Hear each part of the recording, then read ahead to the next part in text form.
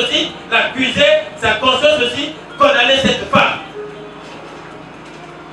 Et la troisième partie de notre triomphe, c'est le Seigneur Jésus-Christ. Nous sommes ici dans un contexte de condamnation, dans un contexte d'accusation. Parce que si nous lisons les versets d'avant, les scribes, les pharisiens et les sacrificateurs ont donné mission aux huissiers d'accuser Jésus-Christ et de l'amener devant eux. Pour qu'on l'accuse, pour qu'on le condamne, pour qu'on le mette à mort. Et ils disent même aux huissiers, mais pourquoi vous ne l'avez pas amené ici? C'est un des huissiers qui dit, jamais homme n'a parlé comme lui. Donc nous sommes dans un contexte de condamnation, d'accusation. Ils sont en train d'accuser Jésus qui s'est proclamé le Messie, le Fils de Dieu, en disant, oh mais comment ça?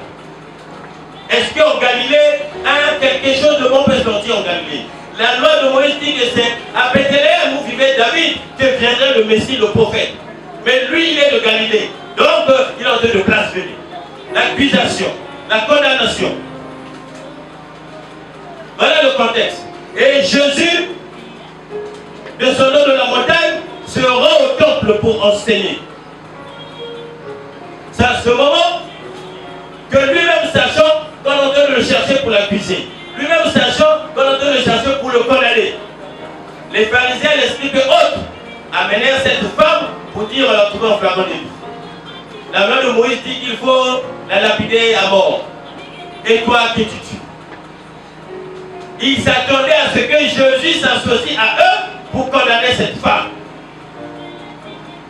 Nous sommes déjà prêts, selon la loi de Moïse, de condamner cette femme. Et toi, qui tu tues?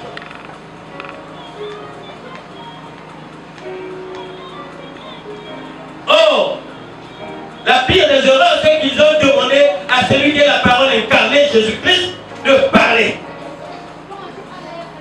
Ils ont demandé à la parole elle-même de parler encore.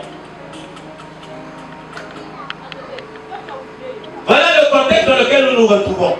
C'est une femme condamnée par sa conscience d'abord parce qu'elle a trouvé en flagrant délit. Elle ne va pas dire qu'elle n'avait pas l'intelligence artificielle pour dire à cet homme, ce n'est pas moi, il y a eu un montage. Non, on l'a trouvé. Il y a eu des témoins qui l'accusaient. Il y a eu des témoins, ceux qui ont vu, mais aussi des témoins audibles, ceux qui ont entendu, qui couraient pour condamner cette femme devant le Seigneur. Comme de nos jours, nous venons à l'église, mais notre conscience nous reproche. Est-ce que je suis dit de mettre devant l'assemblée pour parler de la part du Seigneur? Parce que ma conscience me reproche des choses. Comme de nos jours, nous vivons, mais nous sommes condamnés par la famille. Nous sommes accusés par nos collègues de service, nous sommes accusés par les collègues au marché, nous sommes accusés par les frères de l'église, nous sommes accusés par le monde qui nous condamne, qui nous accuse. Et nous sommes ébranlés. Nous sommes ébranlés parce que ce qu'on me reproche est vrai. Parce que ce qu'on m'accuse est vrai. Et nous sommes ébranlés. Nous venons à l'église malgré nous. Nous nous élevons pour prier malgré nous. Mais nous avons la culpabilité au fond de nous. Nous avons aussi la culpabilité venant de l'extérieur, du monde.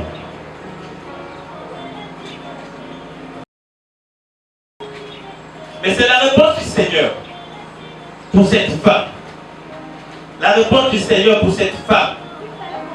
Il a demandé aux accusateurs, à ceux qui voulaient condamner cette femme, si parmi vous, il y a quelqu'un qui n'a pas péché, qu'il lève son doigt, qu'il commence à lapider cette femme. Ils ont parlé, ils ont accusé, ils ont déclaré des choses vraies, ils ont accusé, ils ont déclaré même des choses fausses, ils ont accusé. Le monde a parlé, et c'est le Seigneur qui parle en dernier.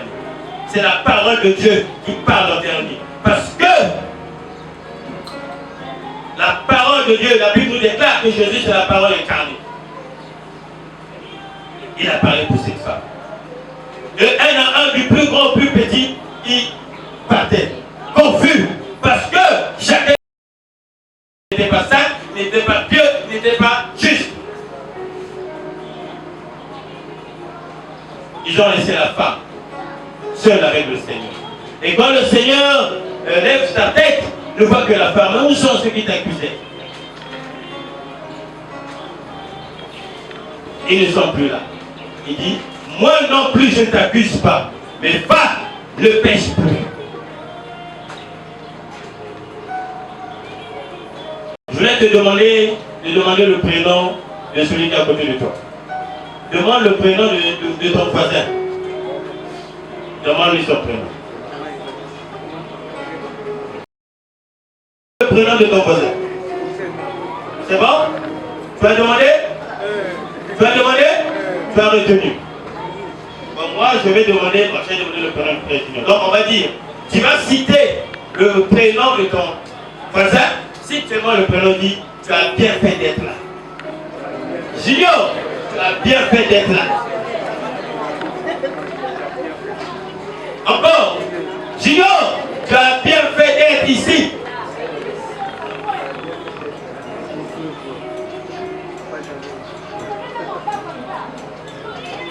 Parce que nous avons appris dans nos enseignements que Daniel et ses amis aussi étaient condamnés. Condamnés parce qu'ils n'avaient pas de solution. On les obligeait de manger les mets venant de la table du roi et de boire les vins venant de la table du roi. Ils étaient condamnés. Ils ne savaient que faire. Ils n'avaient plus de condamnés à manger les mets et à boire les vins venant de la table du roi. La Bible utilise un symbolisme. Les mets et les vins. Ce sont les propositions que le monde nous donne aujourd'hui. Ce sont toutes les attractions du monde. Ce sont toutes les tentations du monde. Tous les défis du monde aujourd'hui. C'est ça que Daniel et ses amis ont rencontré. Parce que dans la cour du roi, il y avait des magiciens, il y avait des sorciers. Sûrement qu'il y avait aussi des prostituées qui servaient au plaisir du roi. Donc lorsque la Bible dit manger les mets et boire les vins venant de la table du roi, c'est se servir, se saouler, après faire tout ce qui est abomination de vos dieux. Et Daniel et ses amis ont dit nous ne pouvons pas. Nous ne sommes pas. Ça c'est dans la chaîne alors nous sommes condamnés. Nous ne pouvons pas. Daniel et ses amis ont fait recours à Dieu en priant. Et en lisant ce texte, le texte nous dit que Daniel et ses amis ont eu grâce de celui qui était chargé de le nourrir. Et après la prière, ça veut dire que le maître de toutes les circonstances a touché le cœur. Il est passé. Il s'est manifesté. La femme aussi, dans la nouvelle alliance, trouvée en perdant d'Élie, savait que, puisque la loi le disait, mais à côté de lui, il y avait le premier des vivants. À côté de lui, il y avait l'acteur de la rédemption. De lui, il y avait l'envoyé de Dieu qui était venu pour donner la vie et non la mort, pour libérer les captifs de leurs péchés, des accusations. Il a parlé en dernier. Il a parlé en dernier et la femme était libérée. La grâce est un sujet complexe parce qu'il nous arrive de nous parler du pardon du péché. On peut aussi parler de la grâce lorsque nous parlons des bénédictions, lorsque nous parlons de la protection, lorsque nous parlons du salut. Donc, la grâce est un sujet vaste et complexe. Aujourd'hui, nous allons aborder une partie de la grâce. Mais qu'est-ce que la grâce? Qu'est-ce que la grâce alors? Qu'est-ce que la grâce de Dieu? Est-ce qu'on peut dire la grâce au nom de papa? Kenda Nzambe. Quoi? Malingala, la grâce. Ngolou. Comment? Kikabu. La grâce de Dieu. Ngolou. Je vote pour Ngolou.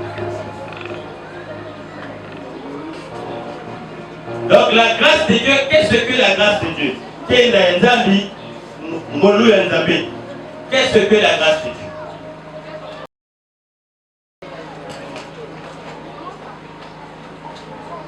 Dieu, dans son amour, s'éloigner de lui. Donc son amour a voulu ramener l'homme vers lui. Et donc Dieu a mis entre lui et l'homme comme une sorte de passerelle. Passerelle, c'est peut-être trop fort. Sorte de pont. Sorte de pont qui permettra à l'homme de se rapprocher de nouveau vers lui. Et c'est dans cette grâce que Dieu établit entre lui et l'homme que là, l'homme vient pour puiser la force de se lever en prière. Que l'homme vient pour puiser la force d'obéir à la parole de Dieu. Que l'homme vient pour puiser le paix, le sentiment de libérer, de liberté. Parce qu'autrefois, nous étions condamnés comme cette femme par nos péchés. Parce que sa parole déclare que ce sont vos péchés qui mettent une barrière entre vous et Dieu.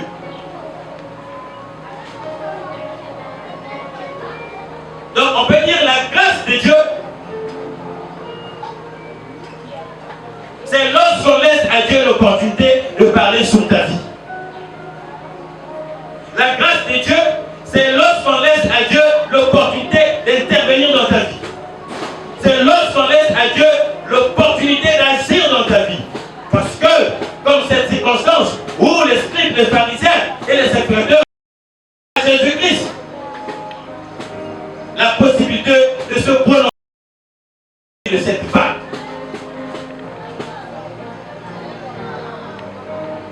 Aujourd'hui aussi, que tu as bien fait de venir. Pourquoi? Parce qu'aujourd'hui, tu rappelles que la grâce, c'est lorsque tu me laisses parler sur ta vie. C'est lorsque tu me convies à parler sur ta vie. C'est lorsque tu me laisses agir dans ta vie. C'est lorsque tu me laisses intervenir dans ta vie. C'est ça la grâce de Dieu. Les pharisiens, les scribes et autres ont parlé. Ils ont parlé. Mais le Seigneur n'avait encore parlé. Aujourd'hui aussi, les hommes parlent. Les hommes t'accusent. Les hommes te condamnent. Ils sont en train de parler. Ils sont en train de parler jour et nuit. De façon visible et invisible. Ils sont en train de te condamner, de t'accuser de ce que tu n'es pas juste. Tu es un homme de péché. Tu n'es pas un homme fidèle. Tu n'es pas une femme fidèle. Ta conscience aussi.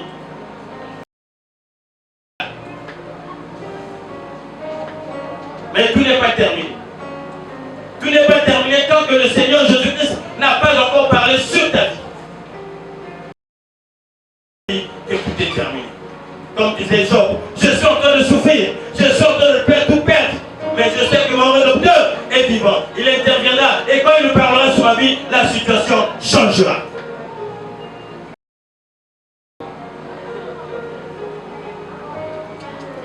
Donc la première chose que nous devons chercher en tant que chrétiens, c'est de solliciter la grâce de Dieu.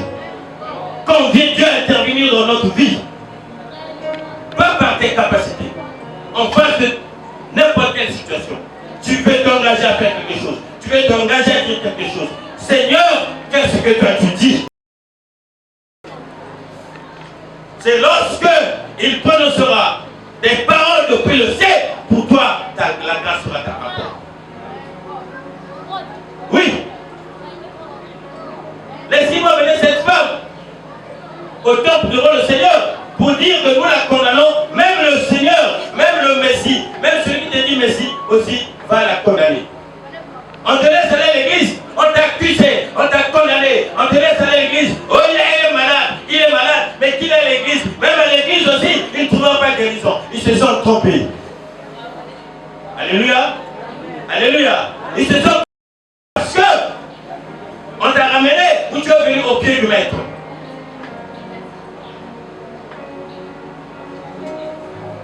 Qui te dit que moi aussi le Seigneur Jésus-Christ, toi aujourd'hui, ta famille aujourd'hui, la communauté MD aujourd'hui, je te condamne pas. Mais va, ne pêche pas. C'est la manifestation de la grâce de Dieu. Nous avons parlé de la miséricorde, la grâce, la possibilité, la liberté qu'il nous a donnée de connaître le Seigneur Jésus-Christ à travers sa parole et de le rencontrer dans notre foi. Cette grâce dans la nouvelle alliance se manifeste aussi par le pardon. Ne te culpabilise plus. Je voudrais qu'on sorte de ce culte, que tu marches tête haute. Peu importe ce que tu as péché, peu importe ce que tu as fait comme détournement, peu importe ce que tu as eu comme tête haute, parce que le maître de temps, le Dieu d'amour, a dit aujourd'hui, oh, je ne te condamne pas, je te libère, va, tu es libéré.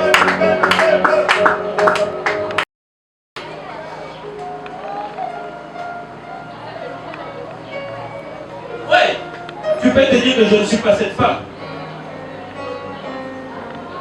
Tu peux te dire que je ne suis pas cette femme. C'est à cette femme que le Seigneur a accordé sa grâce. C'est à cette femme que le Seigneur a accordé sa grâce. Je ne suis pas cette femme. C'est là où intervient notre deuxième sujet.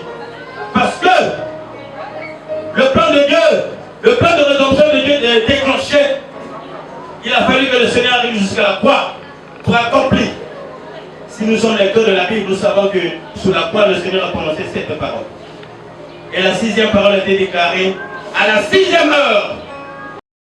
Le Seigneur a dit, Père, tout est accompli. En ce moment, on a dit que le voile est déchiré. La grâce est accordée à tout le monde. Pas seulement à cette femme qui était là-bas. À toi aussi, la grâce a été accordée à la croix parce qu'il a tout accompli. Tu es libéré des sorties de ta famille. Tu es libéré de ta mauvaise conscience qui te brûle à l'intérieur. Tout a été accompli à la croix. Et c'est à la croix qu'il a effacé l'acte dont les ordonnances vous condamnez. Et il n'est pas un homme parce que quand un homme connaît tes fautes, quand un homme connaît tes devoirs, il va te faire un chantage. Toutefois il aura besoin de te servir de ce nom. Je ne veux pas que la destin puisse connaître que j'avais commis une erreur. Ça te coupera cher. C'est pas ce que nous faisons. Même à la maison, monsieur fait du chantage à madame, madame fait du chantage à monsieur, l'enfant fait du chantage à ses frères, et les enfants font du chantage aux parents parce qu'ils ont connu le péché de papa. C'est ça l'homme. Hein, on dit même que j'ai pardonné, mais je n'oublie pas. Mais le Messie, le Seigneur, le Dieu d'amour, il est venu pour dire, non seulement je connais tes péchés, il n'y a que moi qui connais tes péchés, j'ai oublié, mais j'ai aussi. Voilà pourquoi il dit, tu es le bienvenu ici. Aujourd'hui, le Seigneur te rappelle, tes péchés, je les ai effacés, je les ai oubliés. Lève-toi, marche tête haute, parce que tu es fils de Dieu. Sois. Et ta conscience tranquille. Et ta conscience te accusé de stérilité. Il a dit, va essayer. C'est Dieu qui t'amènera la gloire. Je t'ai libéré. Dans l'espérance de ce que notre Dieu est vivant. Parce que ce que je fais, c'est moi-même qui sais, Dieu sait. Moi, je peux cacher à ma femme ne connaît pas tout ce que je fais. Je ne sais pas tout ce qu'elle fait en mon absence. Les enfants pareils, les frères pareils, le peuple pareil, le pasteur ne sait pas. Mais le Dieu vivant dit, je connais. Je sais ce que tu as fait. Mais comme je suis un Dieu d'amour, viens. Ma grâce est manifestée pour toi, pour que tu sois pardonné et que j'oublie. J'ai effacé tes péchés. Ne regarde plus à ça. Va de l'avant, je suis avec toi. Voilà pourquoi je t'ai dit, tu es le bienvenu. Ici d'être haute, je suis pécheur, mais j'ai rencontré celui qui est venu pour me libérer. Aujourd'hui, je t'ai dit, j'ai effacé tes péchés, je les ai oubliés. Marche tête haute, va et ne pêche plus.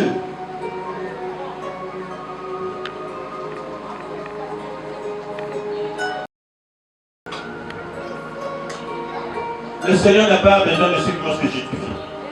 Oh Seigneur, c'était dans quelle seconde? Non, ça c'est devant le fond. Il n'a pas besoin de ceux qui vont se justifier, ceux qui vont donner le preuve pourquoi il est tombé, pourquoi il a péché. Le Seigneur n'a pas besoin de ça. Aujourd'hui là, le Seigneur a besoin de ta sincérité. Dieu, toi-même tu sais, ce que tu fais, il n'est pas en harmonie avec la parole de Dieu. Il n'y a que toi qui sais. Aucun homme sur cette terre, même ceux qui savent, ils ne sont pas capables de te pardonner. Aujourd'hui, il a besoin de ta sincérité. Il a seulement besoin de ton humilité, que tu sois humble pour recevoir cette grâce.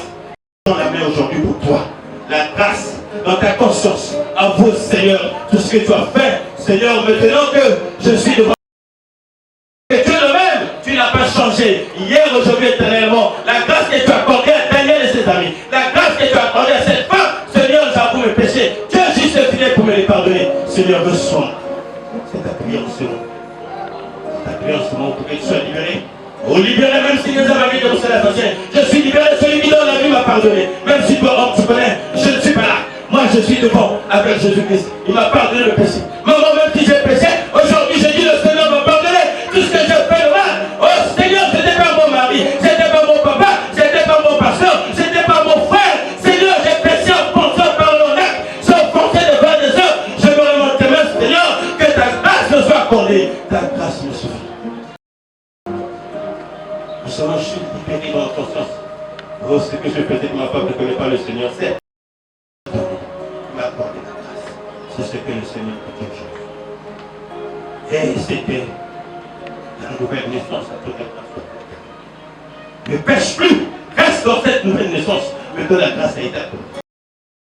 Tu as fait ceci, tu as inventé, tu as injurié, tu as tué. Aujourd'hui, le Seigneur dit sincèrement, ouvre ton cœur, humilie-toi, rapproche-toi de moi. Je te donnerai la grâce pour que tu sois une nouvelle créature, que tu marches de nouveau, que tu ne pêches plus.